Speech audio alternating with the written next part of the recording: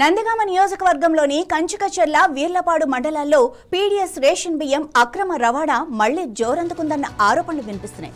గతంలో ఈ వ్యవహారంలో కీలక వ్యక్తిపై పీడీ యాక్ట్ కింద చర్యలు తీసుకున్నప్పటికీ ఇప్పుడు మరో వ్యక్తి అదే అక్రమ వ్యాపారాన్ని కొనసాగిస్తున్నట్లు స్థానికులు చెబుతున్నారు.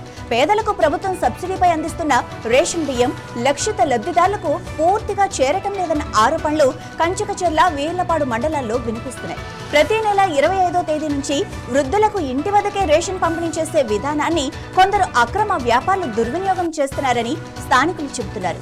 పేదల వద్దకు చేరకముందే రేషన్ బియ్యాన్ని కొనుగోలు చేసి అక్రమ రవాణా చేస్తున్నట్లు సమాచారం.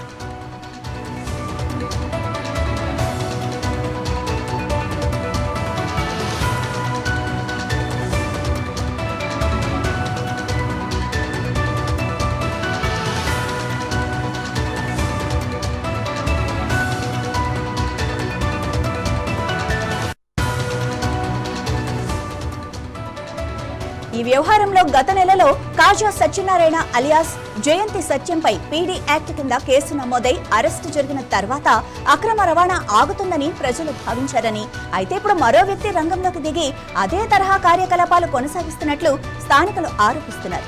రాజకీయ అండదండలతో పాటు కొందరు అధికారుల సహకారం కూడా ఉందని ఆరోపణలు వినిపిస్తున్నాయి. కంచికచర్లను కేంద్రంగా చేసుకుని వీరులపాడు మండలంలో పంపిణీ అయ్యే రేషన్ బియ్యాన్ని పెద్ద మొత్తంలో కొనుగోలు చేసి ఇతర రాష్ట్రాలకు తరలిస్తున్నారన్న సమాచారం వెలువడుతోంది.